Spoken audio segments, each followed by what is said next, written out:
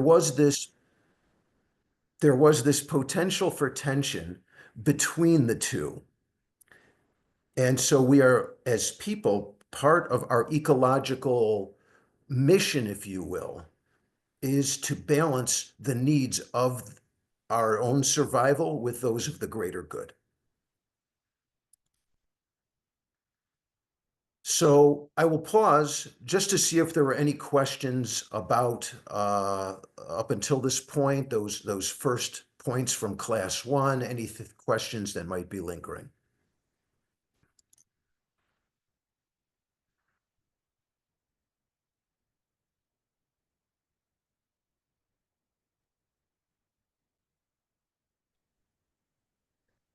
And if not, we're going to go ahead and we'll dive into today's Torah study.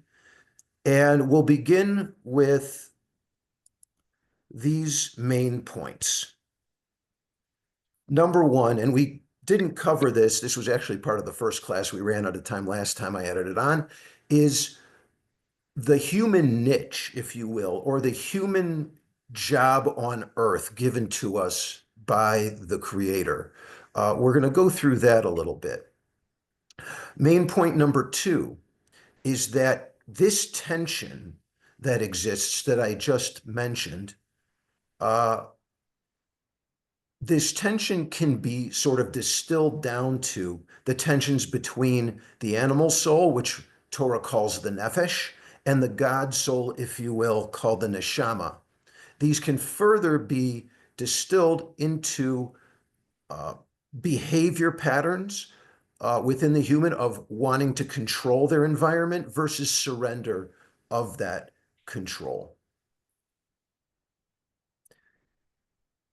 And as foreshadowed, perhaps, in the creation account, the whole of creation could potentially lie in the balance as the inner struggle of the human over control and surrender plays itself out.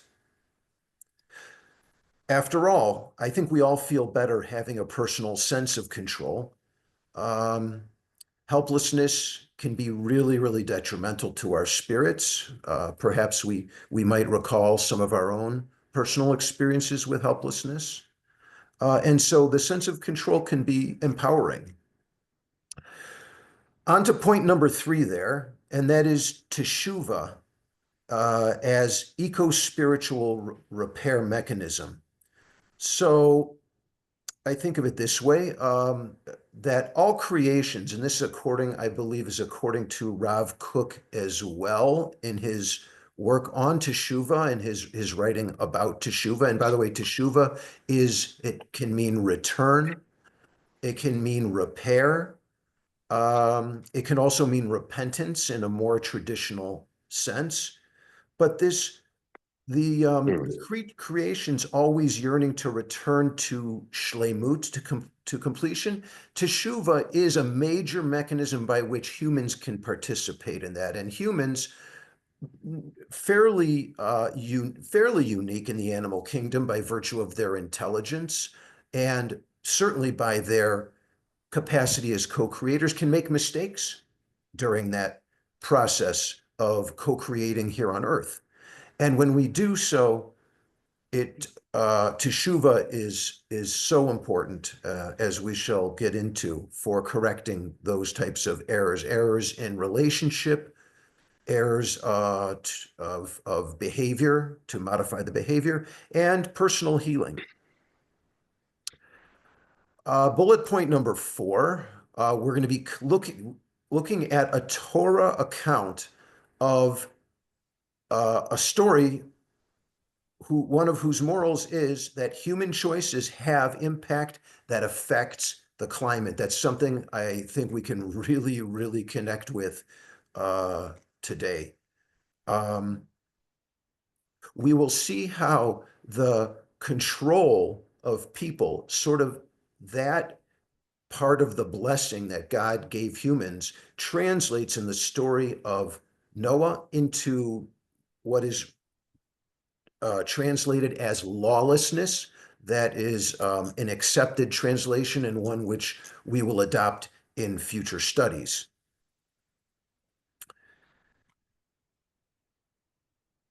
So finally, the last bullet point may be a surprise to you. It was to me during the reading of the Tower of Babel that I had the opportunity to enjoy, and now I'm passing it on to you. But we will see how Torah rejects two of the greatest forces of unsustainable behavior of humans. One of them is anthropocentrism. The other is egocentrism. We will see, critiques both of these. And this, for those of you who are in class, in the last class, might be familiar to you. It was a diagram that I put up. And this diagram down here, it very simply demonstrates a repeating arc of plot of how humans, as they behave incorrectly, if you will, according to divine understanding, divine indications, behaving incorrectly, they create imbalance and disharmony, which requires a correction. And so we will have a chance to see examples of those. Okay, on to our first sort of study of a story in Torah, the Garden of Eden, which we will use to illustrate this idea of control versus surrender. I would also, I realized in thinking about it this evening that actually control versus release, is another apropos juxtaposition of opposites that you might want to consider. Um, but when I talk about surrender, I'll use that term, it's there on the screen. As I talk about surrender here, it's about surrendering the control and trusting the divine. Um, I feel like I want to make mention of the writings of Evan Eisenberg, who did, I think, a very beautiful job in elaborating on the myth, if you will, of the Garden of Eden, the story of the Garden of Eden. If you ever have a chance to uh, to read some of his work, it's would be worth your time, in my opinion. Evan Eisenberg. So, okay, our first verse in Torah then. God settled, Vayinachehu in Hebrew, the human in the Garden of Eden to work it, L'avda, and to preserve it, Uleshomra. So this is after creation. It is almost immediately after the completion of the creation. Some of the creation was still continuing on, filling in the details in chapter 2 of Genesis. And so here we are in verse 15, a really short time later. At this time within Torah, all basic human needs had been met. Food has been addressed. Water has been addressed. Even air, by Hashem breathing into the nostrils of the human, that air being, of course, necessary for life. Procreation was addressed. Pain avoidance, we'll get to that, was addressed, and sleep as well. All of these being the basic needs of humans. In the garden, there was, as I said, ample food and water. There was no need of want of the human. The sustenance was conditional, and it was a perfect food system at the time, conditional only upon maintaining a vegan diet. There was no shortage.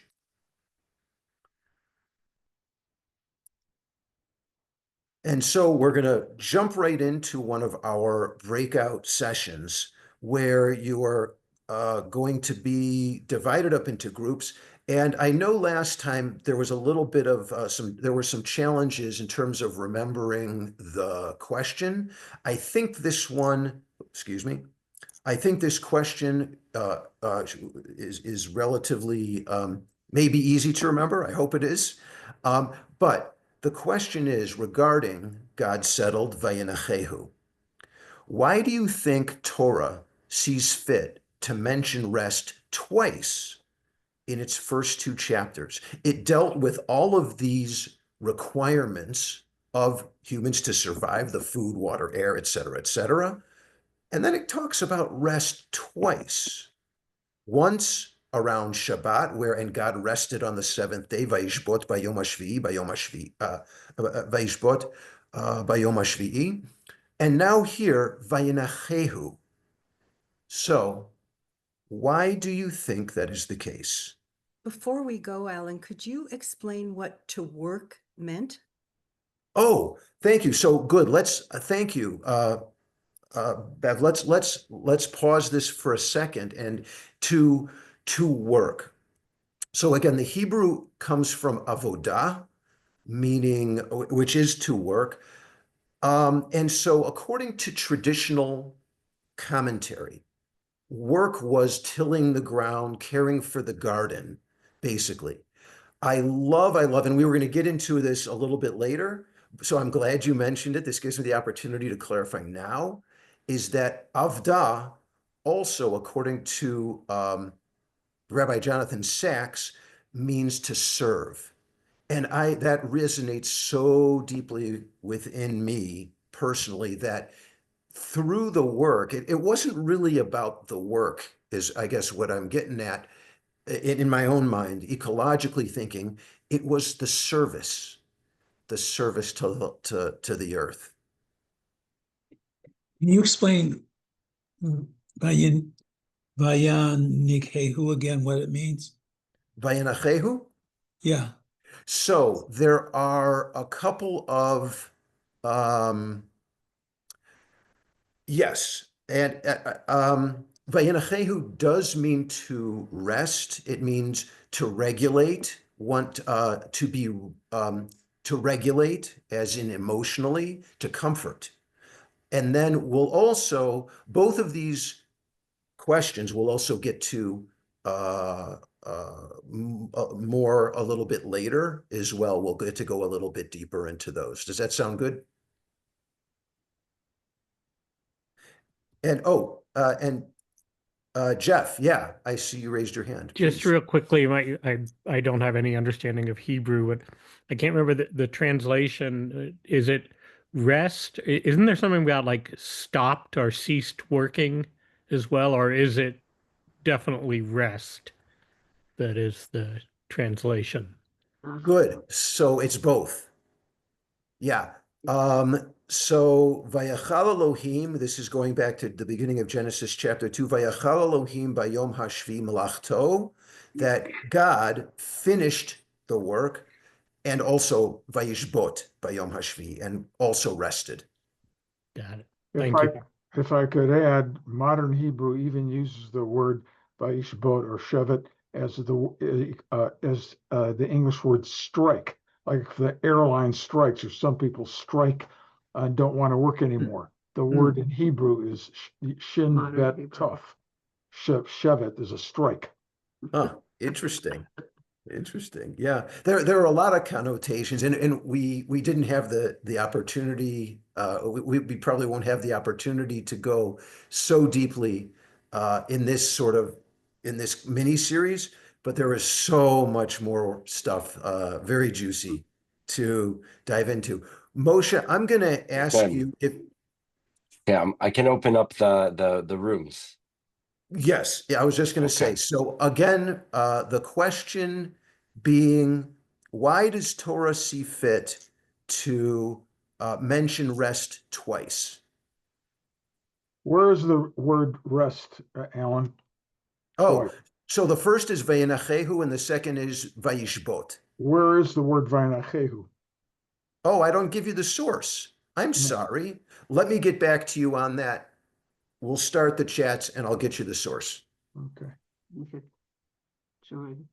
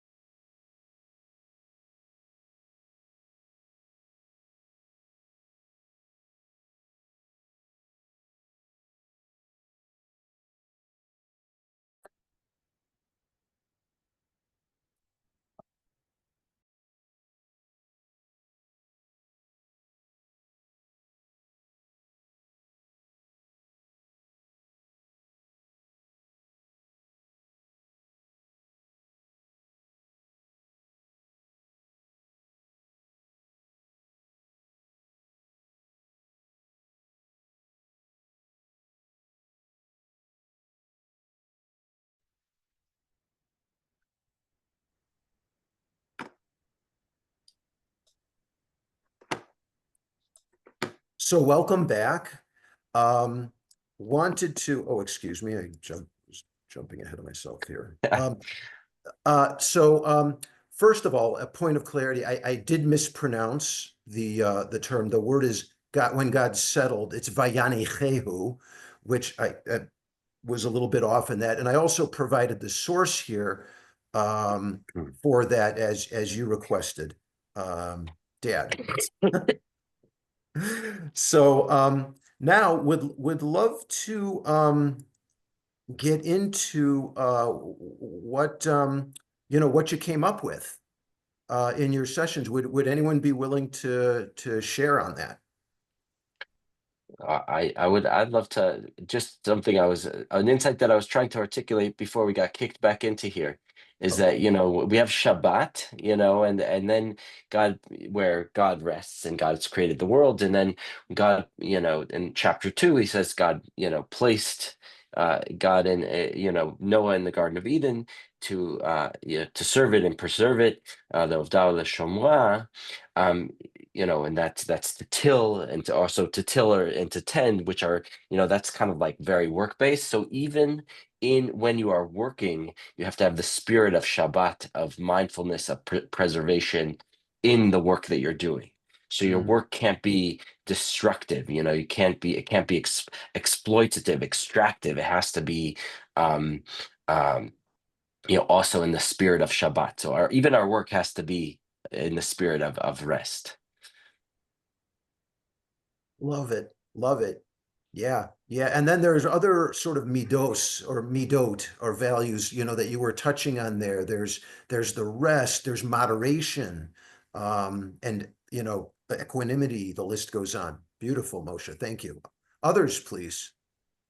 Well, if God, who is the creator, rests, then the earth that brings forth things, that also creates, needs to rest too. So You you're can't, you can't just keep on giving and giving. It needs rest in order to give again. Mhm. nice.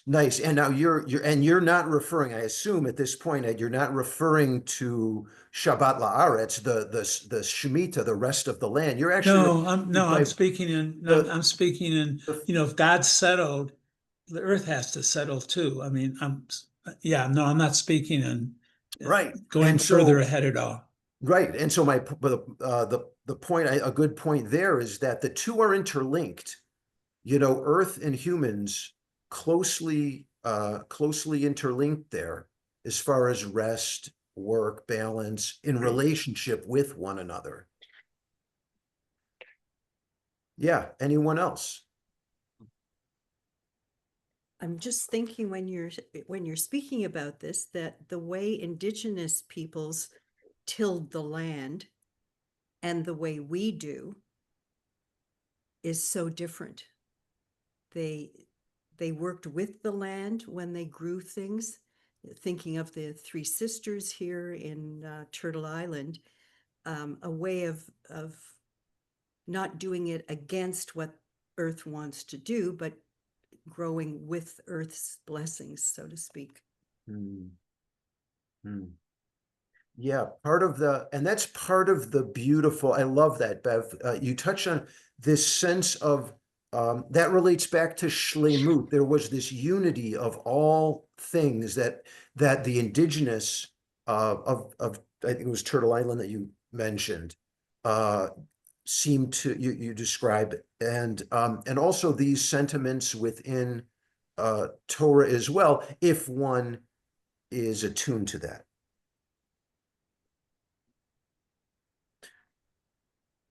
So great. And yeah, all good shares. I want to emphasize that with regards to first of all, settling here, with regards to uh settling, vayanichehu, the Hebrew possesses, and this is Rashi who touches on this in his commentary on this verse of Torah.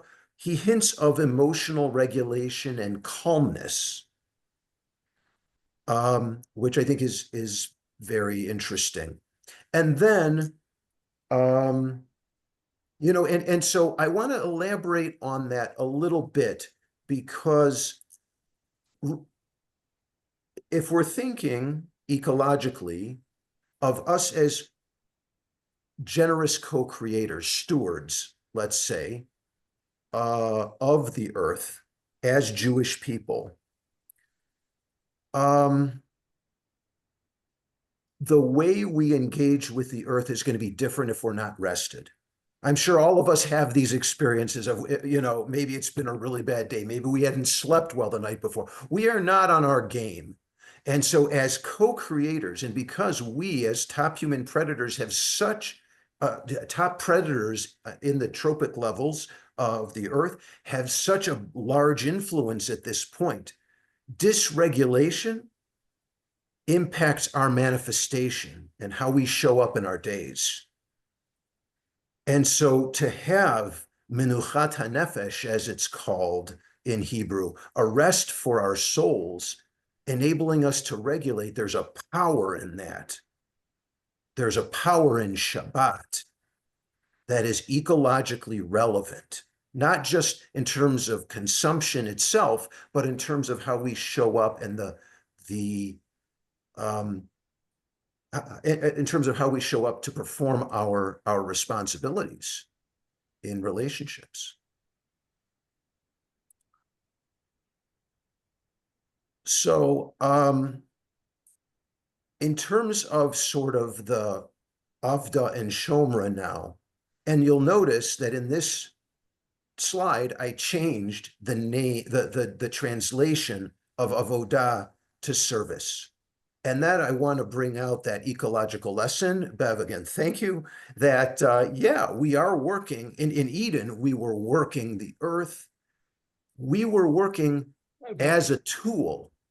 Adam and Eve were tools working God's will and serving God's purpose.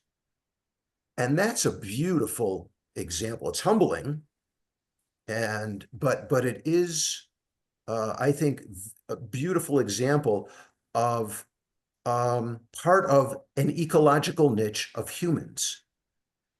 If I could interrupt here for a minute, that you talked about the word vayanichehu, which is in verse 15, that God took man and vayanichehu, interesting translation of the word. Modern Hebrew today uses that word to park, as in parking a car. Lahaniach is to park a car. Chanicha is a parking garage. What God did here was he took man and he parked him in the garden. And that's an important way of looking at this translation. Say more. And then he parked him in the garden. That has a different image of just placing him in the garden. He parked him in the garden, la'avda, to work it, and shamra. Shamra is to attend to it, to watch it. So man has a responsibility, being parked in the garden, to work it, till it, but also to watch over it. And he has a relationship with that as stewardship. So the way you are talking about it, and it is a theological context, of course, in which we're talking about, in addition to an ecological niche, there's also a parallel theological niche, if we want to think eco-theologically. Yes. Andy, Andy, I see your hand is raised. Did you have a question or comment? Yeah. So it's interesting because if you look at the text, which I'm looking at now, in the garden, God caused us probably every tree pleasant to see and good to eat. They're not tilling. Hashem put the trees there, which are tended, but they're not tilling until they get kicked out of the garden when they have to till the ground and eat the herbs, which is blah, blah, blah. So it's really very interesting that tending a, what do you call a field of trees? An orchard. They're tending orchards, which is very different, Take it from a Jewish farm boy. You know, tilling the ground is very different than tending trees that have already been planted for you and are bearing fruit. Yeah. So I think when we're talking about the work, they're really not working very hard in the Garden of Eden.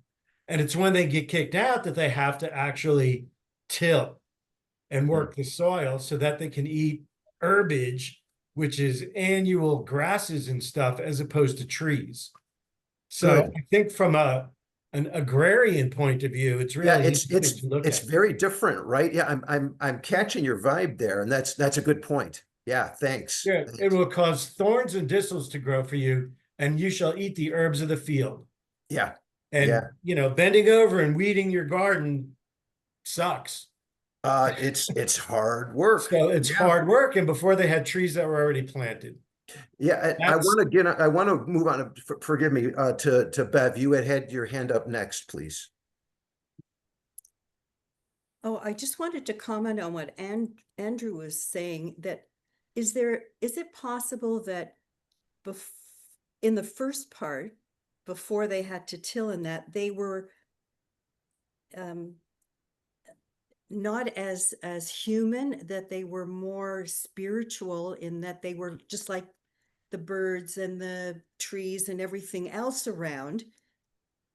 You know, the rest of life doesn't really work. It just is. That maybe we had that ability before the fragmentation, that we came into this more solid being, that we were just like everything else. And we didn't have this Responsibility.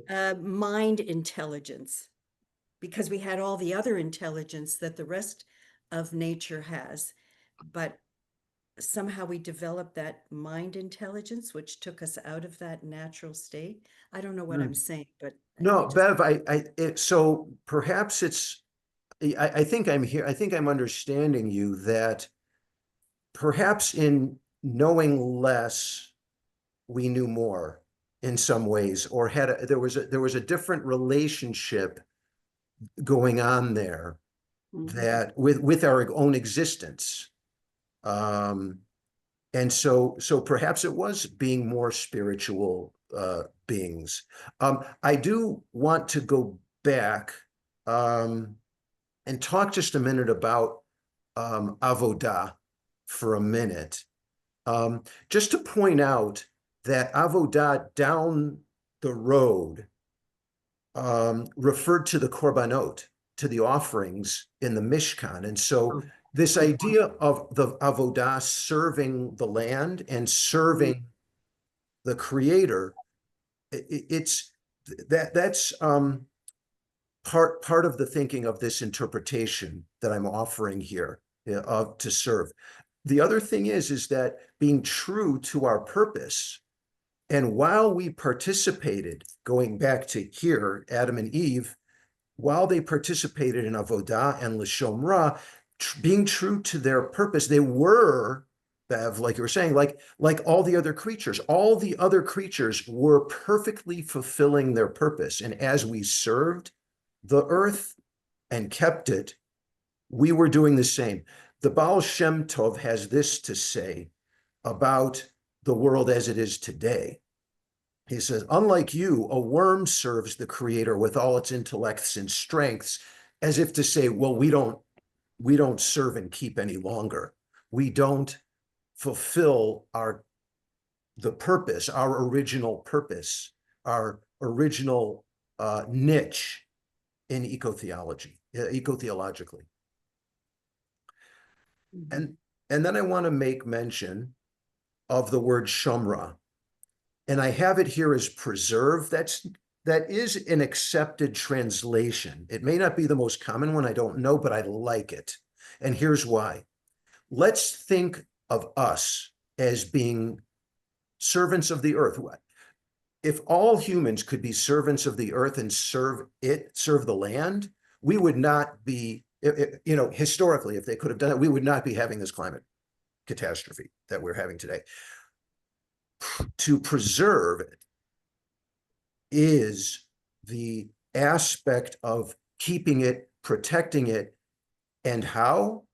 if you break preserve down into preserve, we might internalize this ourselves and say, okay, what criteria do I need to establish in myself to enable me to serve properly? That's why I like preserve. Mhm. That's good.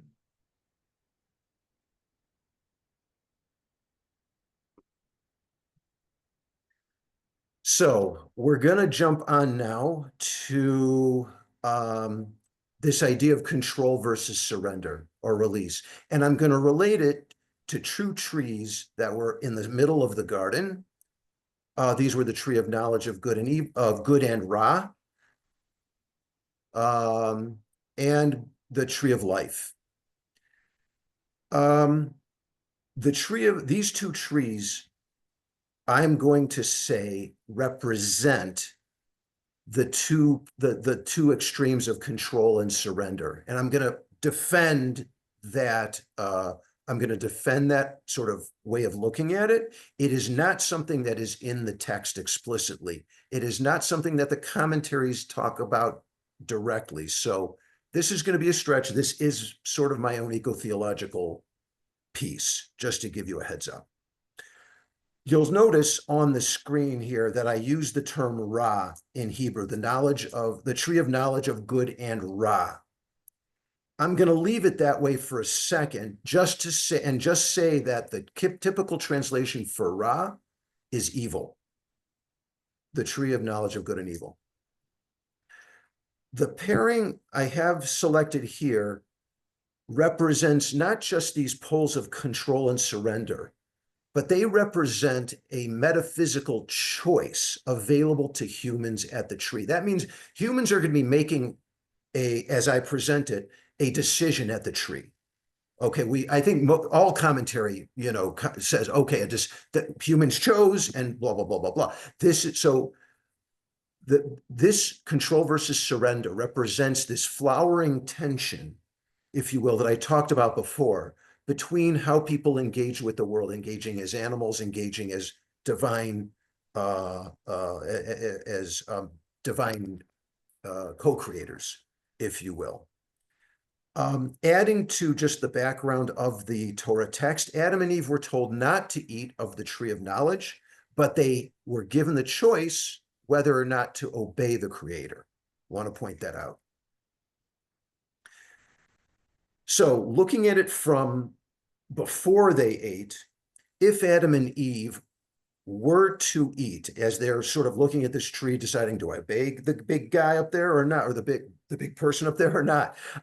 Torah says, in the voice of the serpent, your eyes will be opened. We get a sense there that what we're talking about is vis-a-vis knowledge of good and Ra, the opportunity for humans to judge for themselves what is good and what is evil. Free will. Free will. Yes, and to act on it, as co-creators. Now, I point out here in terms of the control that, again, for a couple of reasons, people are instinctually drawn to control. Again, the power that is wielded, the use of that control, excuse me, yes, the use of the control, and in this case, knowledge as being part of that control. Because if you know something, you then, with intelligence, have the ability to control it.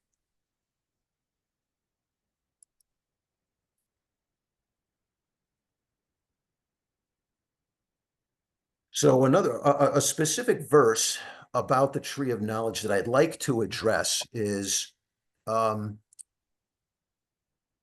that this verse or segment of verse 4, as soon as you eat of it, you shall die. Well, if you know the story, you know that they didn't die right away. So it's not talking about life ends. What I am positing that it means that when Adam and Eve eat from the tree of knowledge, their eyes would be open to and here's my point, the understanding that death may then be the experiential end of all things for a person. The ancient hunter-gatherer for whom this story was provided, living in the Middle East, when they read these words, I want you to put yourselves in the mind, in the experience of that indigenous person. That indigenous person was living on the land. There were stories generations ago of their grandparents, their great-grandparents who have lived on the land, who had died, who were buried. Their remains were buried in the earth. From that earth, grass grew forth, plants grew forth, fruit grew out of from trees off, and they ate of this. And within that land, and within the very food that they ate, there was this sense of being a part of something more. And so they imagined perhaps the souls of their forefathers, foremothers, the souls of the animals that they would have been close to, having passed on, being a part of all of that, being part of this whole circle of life. That was life, even after, as they imagined it, their bodies might return to the ground. But here, again, in contrast, is this idea within this verse that maybe that is the end. Maybe when I go into the earth, I don't know what's going on down there. I don't, maybe death is the end of all things. And that is what I think. That is what I think may be part of of what the Tree of Knowledge was about. Someone had something they wanted to say. Yeah. I had my hand up here. Sorry, I heard two voices, and Michael and me. okay, Bev first. Michael, Bev Michael, and first. then you. Was that Bev and Michael? Bev was first. Okay. So when I think of these concepts in terms of how Aramaic or other indigenous languages would see them, in the Aramaic, it's not good and evil, because I think those are words that came in with all the culture that made us who we are now, which to me is not instinctual. Our instinct is beautiful, our true selves, but it's more of being on the path or being off the path. It's very nature. Aramaic is more connected to nature. There's no good and evil. If you look at the world out, there's no good and evil. If there's a big storm and things get destroyed, we don't say there's somebody evil. And it's the same thing with us. There's no good and evil. There's being on the path, doing the right thing, and being off the path for whatever reason. And the same thing with death, like if we were connected to the earth, we would and knew that we were spiritual beings, then we would experience that we came into this world, we were created in this world, and we're going to continue somewhere else, but not with this gift of a body. It's just a gift. It's called a temple. It's a gift. This isn't me. Me is being carried in this gift right now. And I'm trying to get to the point where I actually experience it. And then there isn't fear of death. So to me, when they're told you shall die, to me means more like you will experience life differently. You won't be connected to yourself, and you'll think this is it. Yeah, that's beautiful, Bev. I feel that. Michael. Okay, well, if we follow the text as it says, it's rather specific. God actually lies to Adam and Eve, because he says that if you eat from the tree, you will die on that day. It's very specific about the timing. It's not later. It's biyom, the day you eat of it, you will die. So that, yes, I hear your statement about, excuse me for if I interrupted the statement about that, but I'm asking us to reinterpret that. Yes, And so it's leading us into this, what I just described as imagery, and what Bev beautifully elaborated on, this yes. imagery of life of an indigenous person on that land and their understanding of the circle of life, essentially, and their role in it. So that's what I'm asking us to engage with some. Okay. And so, yes, but you're right. You're So the right. assumption is also that before they ate of the tree of knowledge, there was no such thing as death, and everything was alive. That all the time. even in returning to the ground, that was part of life. Yes, exactly. So we're gonna continue on with some of these themes. Okay, you'll see in a minute. Can I just add, that's where the respect comes for when we harvest living things, is the respect knowing that those things have a soul, and will continue, but they're giving their life to us so Yes. that this body can be kept alive. Yeah, So when you have that connection to what you're eating, that is the same as you, and that it's giving itself for you, there's a completely different relation to our food. very much, very much. And that's and eating is that sort of interchange of spirit or material, or however you say, however you want to put it, within the broader circle of life. Yeah. Oh, sorry. That's lovely. And so I just want to here I put in this verse just to kind of move us along through the story a little bit, that and they saw that the tree of knowledge was desirous to behold, the word desirous, and was pleasing, source of wisdom. They were tempted by their own egocentric desires. Here is the point that I'm making with regards to the tree. There was this temptation of desire.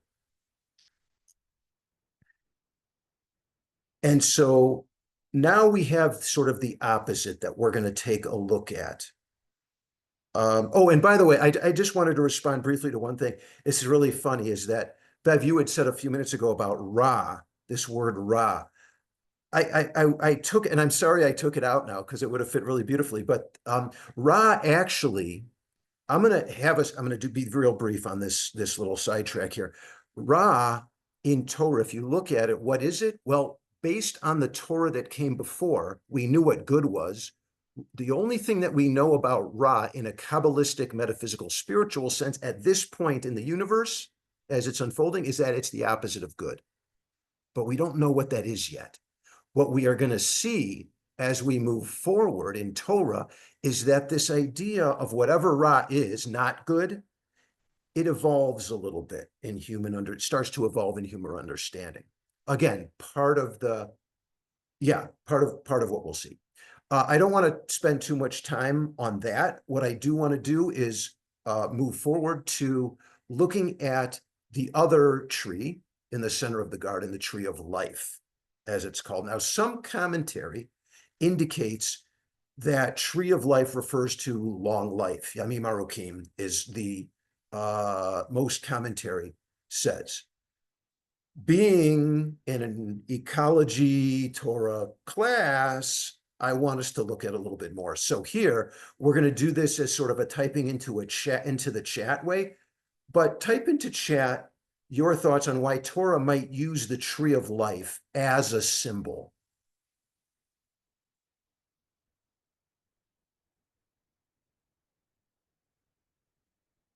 And I'm going to add, while you're doing that, in case it helps, why use it as a symbol in contradistinction to, or next to, at least, the tree of knowledge of good and evil?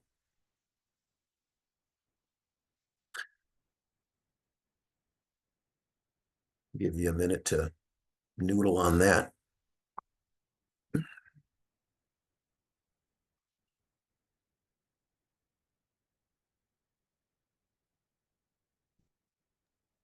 Where is tree of life in the text?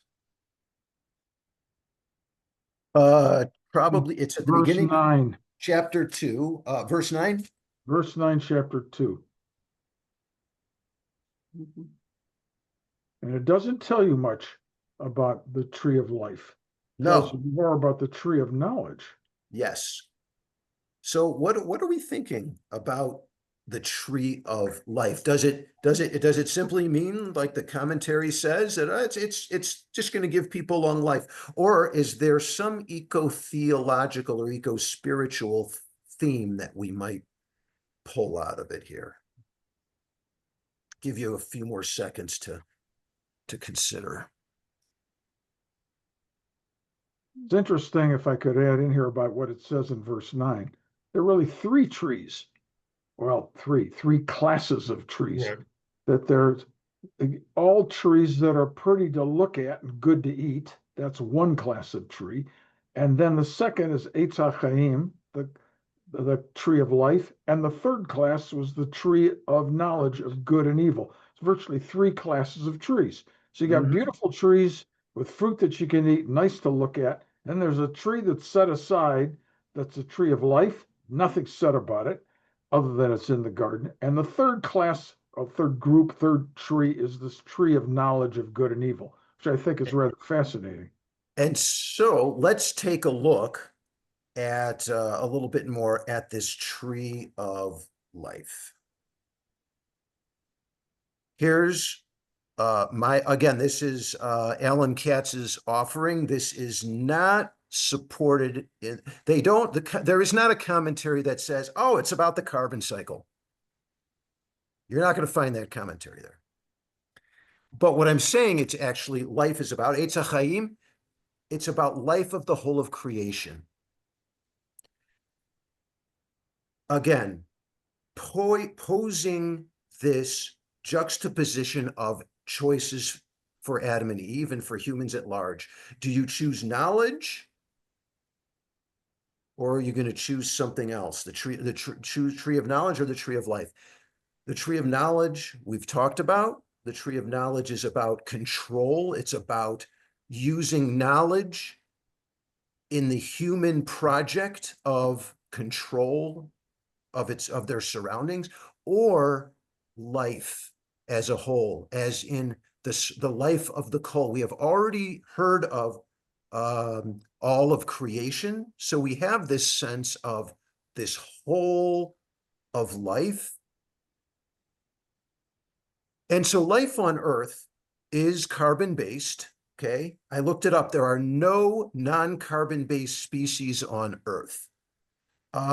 So we are all included, literally, the whole of creation, the whole of the living is based on this carbon cycle here.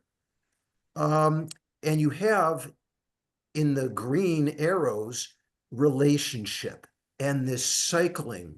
And you can imagine it as, yes, this is intended to be material, but it's also, I think, can be thought of as spiritual.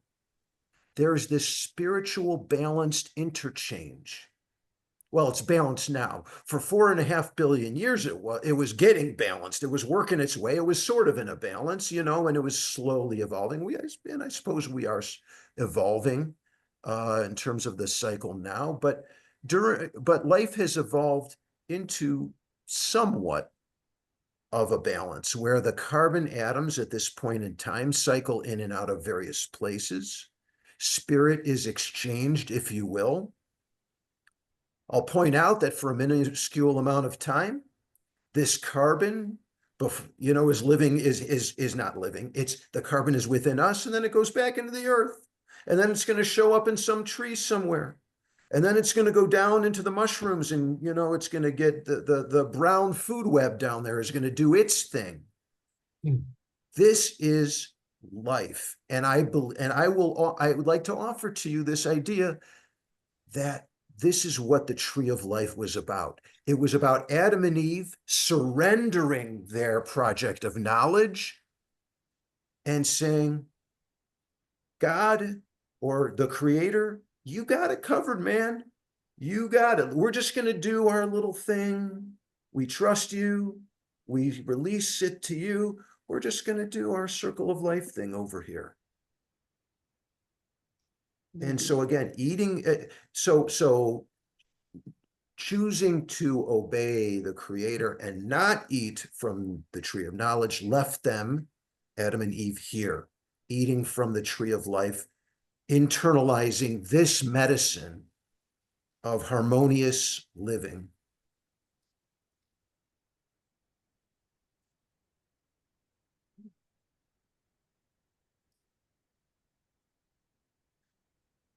But they succumbed to their desires. Humans made the choice. Adam and Eve ate from the tree of knowledge in the story, drawn in that direction by temptation, by their animal instinct to control. It was the first human manifestation of this idea, Ra, not Tov, Ra.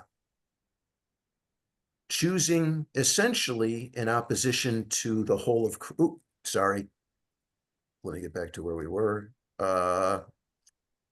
Choosing to essentially prioritize desire, etc., and opposing the whole of, potentially, the whole of creation. And now I want you to take a look at what was the first thing that happened with this new perspective. It's there in the verse, Genesis 3:7, and they made themselves loincloths. What is this? Against the divine order. Here's what it is. You ready for this? Against the divine order, Adam and Eve utilized world resources for egocentric purposes. These were not prescribed by the creator. It was utilizing resource in a way that was not prescribed. It was a sign that they were applying knowledge, which clearly was fallible. Clearly, okay, that's getting judgmental. Let me back off. Okay, I'm getting judgmental on that. Sorry. But it was a sign, I would say, it was a portend of what might come in the future, how humans might leverage their position as top predator, as co-creator, to develop their own reasons for utilizing world resources, on deciding how they would consume world resources.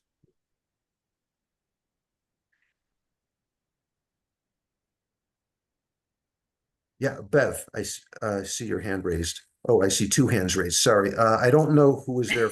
Bev It's went Michael and first. me again. Bev, I'm calling on you. Okay, this is the first time that I've felt, oh my God, they covered themselves because they felt shame for the first time. Oh, very good. And Bev. this is only in our culture, in indigenous cultures, children do not feel shame. And in my understanding from some of the work I've done, the first time a baby feels shame is when the parent loses eye contact with them, that they've done something wrong to cause the parent to unattach from them. And boy, it really hits me that You look at the text, and the eyes of both of them were opened. Yeah.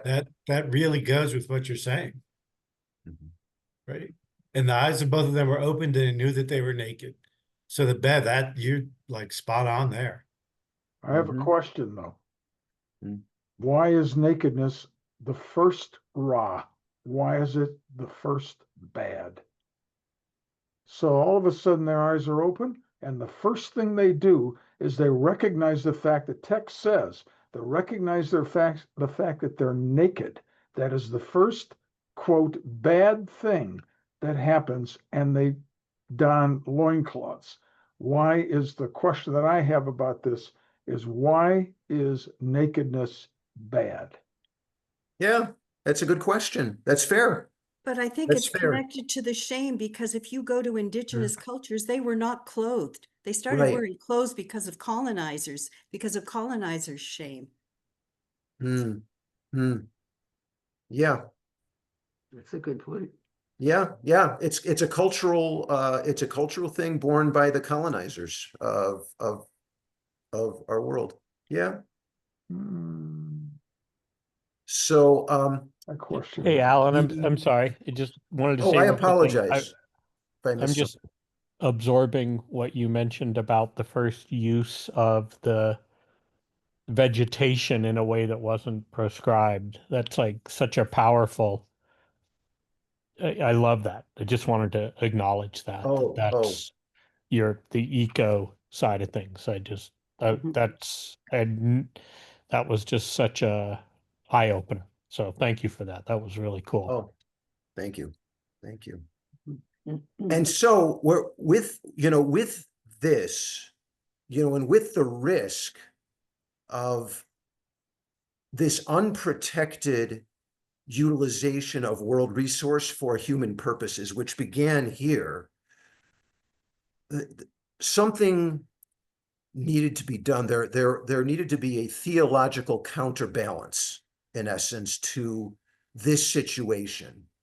Um, what you might imagine is the folks in heaven were saying, oh my God, we got these humans now, they're using resource for whatever they want, whatever, it's all up to them.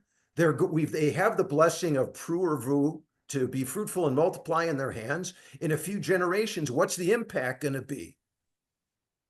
So what has to happen, and this happens, boom, Hashem, the creator, was on the ball with this one. We get the consequence. We get basically what is the counterbalance. And it begins this way. Cursed be the ground on behalf of your sin. Ba'avurecha. Now, ba'avurecha is, so we know about original sin, okay? So for purposes of time, I'm going to leave it at that. I'm bringing in most commentaries, not all commentaries, I would say, call this a sin. And I know the English word sin has connotation, and I don't mean to get into that. An avera, which is in the word ba'avurecha, an avera is a specific type of sin, though. I do want to mention this. The Hebrew is interesting. It's unintentional. It's done something that is done deliberately. I'm sorry. Let me back up. It is intentional, but it's done without malice. It's that kind of quote sin. So it's not saying, oh, Adam and Eve, you're terrible. It's like, hey, you know what? It happened. And things happen. It's all right. That's all right. And so what's interesting is that here there is a metaphysical, if you will, change. What we have here is something very interesting. I think it's kind of ironic. Let me put it this way. We have a blessing of humans controlling the earth that now becomes the earth's curse. Human blessing, do you see that? Human blessing has become the earth's curse here. Is it fair? We're going to get into that. Yeah. I'll point out one other thing, is that what the creator does here is exemplary for humans. He wanted us to serve and keep the land, la'avod ve'lishmor. This is how humans were supposed to do it. Humans were supposed to, we have this problem. We've gotten out of control. We need to jump on this, and we're going to change this. We're going to make a change to protect the earth on behalf of the sin. Now, we didn't get to how that's going to happen. We're going to jump on to that now. So here's how that plays out, or at least begins to play out. Through toil you shall eat of the ground, Genesis 3:17. So I want to point out that avodah has become, what is it? Itzavon, I believe is the Hebrew. So what was a labor of love to work and serve the land has become toil. That's number one. Number two,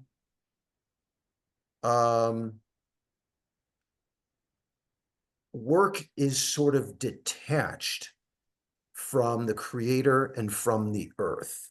And what I mean by detached is there's still a connection, but human service no longer goes to support necessarily. It can, and I sure hope it does in our day. But a human service no longer necessarily does to procure food.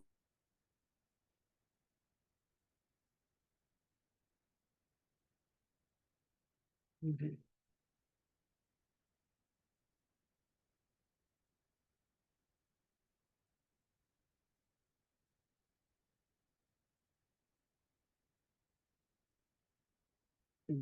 Trees? Alan, we lost you. I think you're frozen, Alan.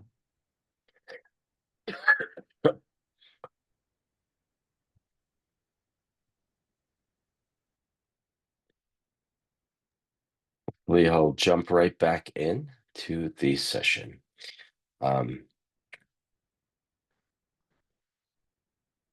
Okay.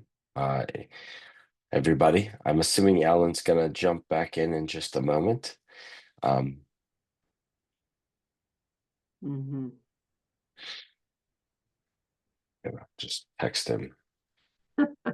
Olive.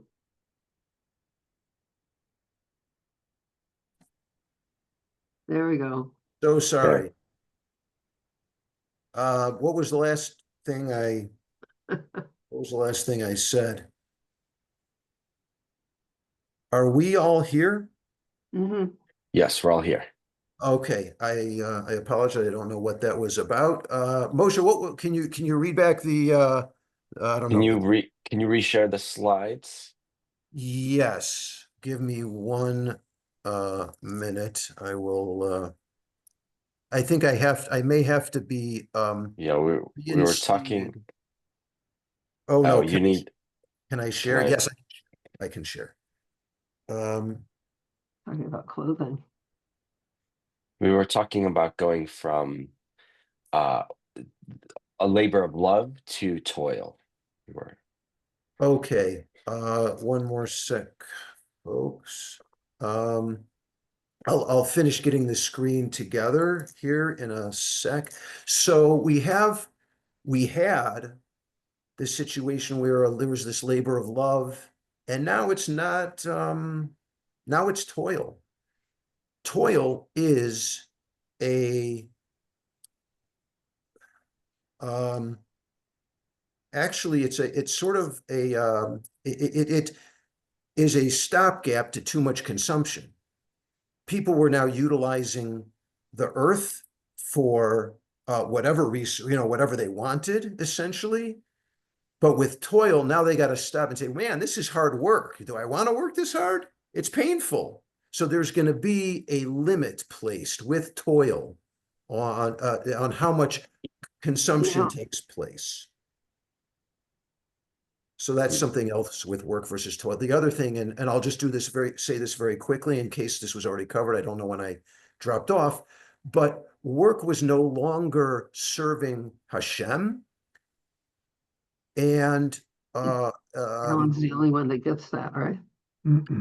and so there's this sense of, while Oh. procuring food, it's not all wrapped up into one unified whole. You got work for food over here, but then you got to find service potentially, maybe in some other way. So it's a new food system. The food system is evolving here. Okay, I'm going to move forward a little quickly if that's okay with everybody. Also now this idea of teshuvah comes in. You have a human avera, this sense of of a non-malicious error, and here comes teshuvah. Until says so it's Torah, until you return, you will eat until you return shuvcha to the ground from which you were taken. Sorry for the mistyped. For dust you are, and dust you shall return. Shuvcha appears twice, and within shuvcha, okay, there's what is there? There's a couple things. Bullet points are in the lower left of the screen. Shuvcha traditionally means until you die. Okay, in dying, you return to the earth. That was there weren't a lot of alternatives back in the day. But shuvcha also means this idea of teshuva, repentance. And humility. Yeah, someone said humility, right? There's an aspect of humility here as far as the dust goes, as far as the repentance, the teshuva. So I want to elaborate on this idea of teshuva, is that it happens one or two verses from the first sin. So while it's not necessarily, teshuva is not necessarily the primary theme of this returning idea to ground, the juxtaposition of an avera and a teshuva, it's hard to ignore that. And actually it makes some really beautiful sense. And what's interesting is right here, we have the answer to the very first sin, the very first avera. Sorry, I'll use the term avera, is that it's here for us. We don't know exactly how we do teshuva. Maybe there is a little teshuva when we return our bodies to the earth. I like to think there is. And I think my understanding, my limited understanding of Jewish tradition is that, yeah, that there is an aspect of that. That's why it's a tradition of a person who's on their deathbeds to perform a teshuva.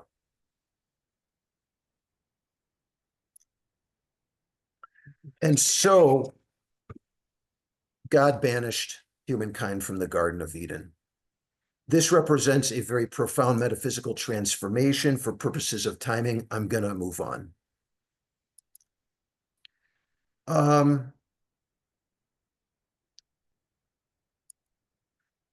So I imagine, I'm just going to stop here. We won't text into chat. I do want to move ahead rather quickly with the limited amount of time that we have. Put yourself in the shoes of Adam and Eve being kicked out of the garden. They did bad. They are now no longer experiencing God as part of their normal experience. Bev, that speaks to that type of spiritual transformation that you had spoke of earlier. And that leaves me feeling very empty. I imagine feeling very empty. And the downstreams effect of this emptiness, of this confusion, maybe guilt, shame, perhaps, is we get Cain and Abel, we get the lawlessness of the Noah generation. We now have conditional sustenance. We don't just get food. We have to work for it. We have to toil for it. We don't even know if we're going to get it. We get thorns and thistles. That's anxiety provoking, folks. And then we are also going to get this development, we won't go into it, of good and evil inclinations. Yetzer Tov, again, the term evil, not so sure, arguable. But now, going to move on quickly to Noah and the flood, climatic consequences of human behavior. A whole other lesson. For a very, going to go through this very quickly. From the very beginning, I would point out, we have a sense that there's a connection with Noah and this sense of humans being redeemed for their past actions with the land. And again, we get this sense of relief here. We get this, this is the one, Noah was the one who was going to provide relief. Yenachamenu, similar to Vayanichehu, what we talked about in the Garden of Eden. There's this back and forth between Eden and the flood. We're not really sure how that works out yet. It doesn't work out great, as a matter of fact. The evil and the Yetzer Hara appears. This is a quote. God saw how great was human wickedness. That's the English translation. On earth, how every plan devised by the human heart was nothing but Ra all the time. And so we do get a sense. Now we start to get more of a flavor for Ra. We do. It starts to,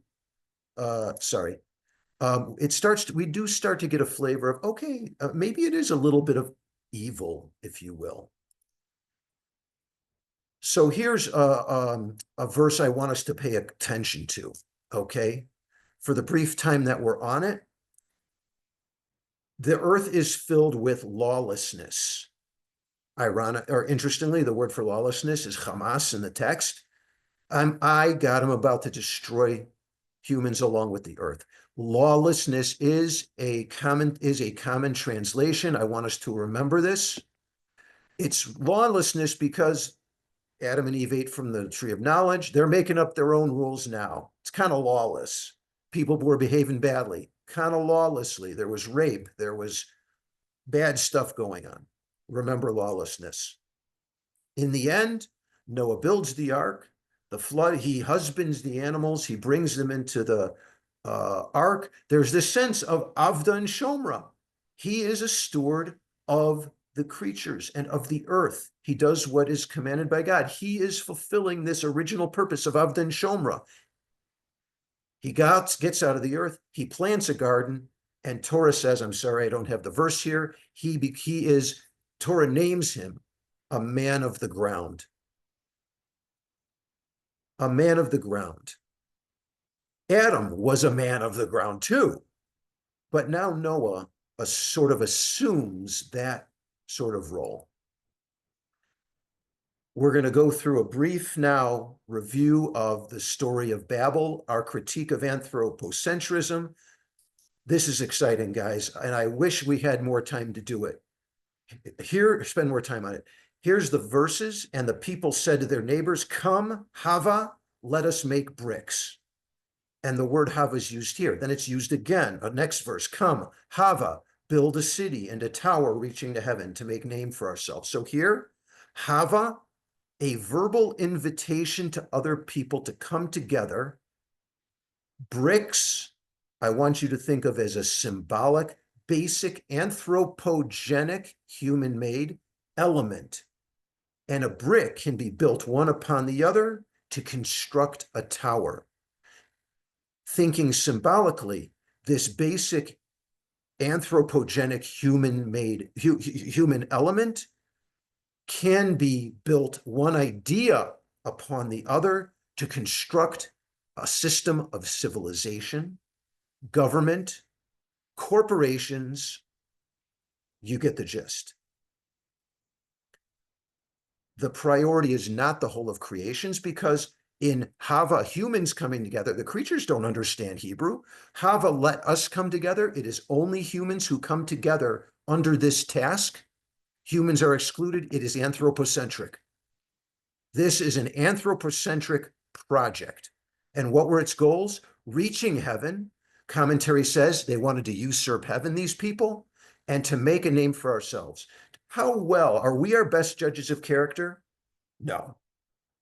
Sorry, I'm going so fast. I wanted to make this a little bit more of a conversation piece, but no, we are not our best. We are not the best judges of character for ourselves.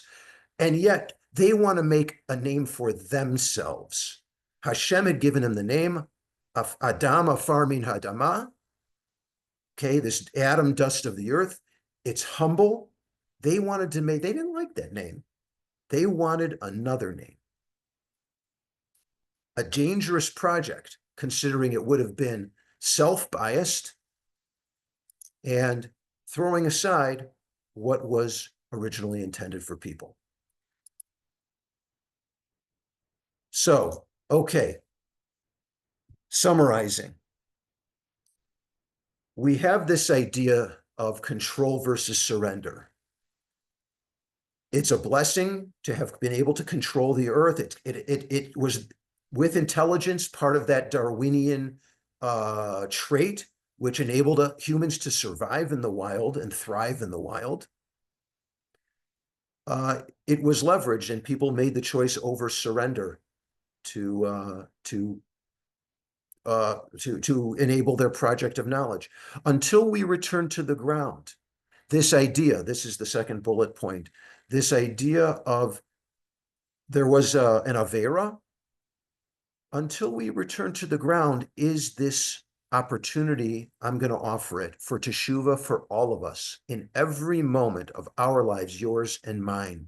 We have this opportunity to think of ourselves as having the opportunity to undo, at least in some small part, what cascaded from the Garden of Eden. Some of that's in our hands. Control, this idea of needing control humans had, led to lawlessness at Noah and the ark, and that's going to come back later. Think Torah, big picture. What is Torah? Law. It's law. Okay, lawlessness versus law. We'll get there. And then this idea of because people were dispersed by the Creator at the Tower of Babel, they were given different languages and they went to all four corners of the earth. It's a critique of anthropocentricity.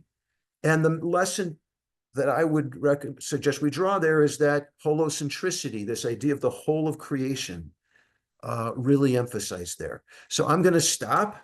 For those of you who might be interested, I can take questions after. Moshe, do you want to say a few words?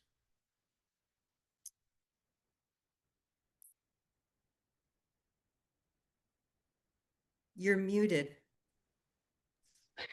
It's only been 5 years and I haven't figured it out yet. Thanks so much for joining us today. Please don't hesitate to be in touch with me if you want to learn more about Colorado Jewish Climate Action. And I'm sure we can hang out for a few more minutes and, just chat. I have a comment.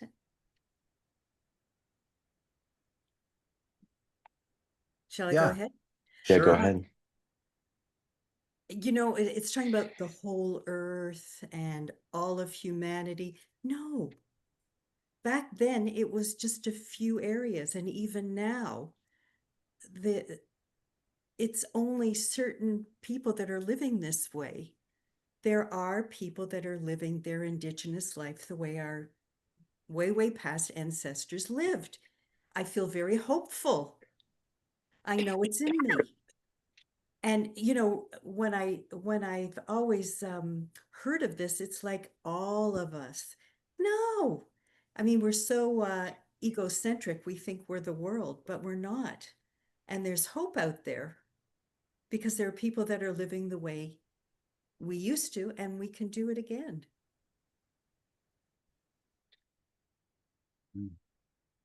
That's very hopeful. I'm still just struck. I know I said it, but the whole loincloth thing now, I'm thinking that just somehow was the linchpin for me of putting the eco and the Torah together. That I just think now from, the loincloth to global warming, a clear line. So, so for whatever reason, like, every once in a while something just hits you and has an impact that was great. I mean, I feel locked in a very different way from that, being given that key. So again, thank you.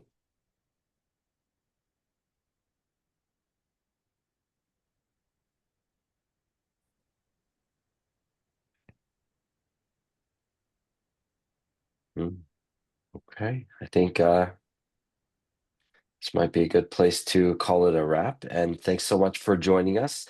The third and final session will be on December 4th. Same time, same this Thursday, 7 to 8:30. Hope to see you there, and have a wonderful Thanksgiving, everybody. We have a lot to be thankful for, and I hope you all have a good night. Thanks, Moshe. Good night, everyone. Good night, everyone. Thank you so much. Thanks, Alan, Moshe. Thank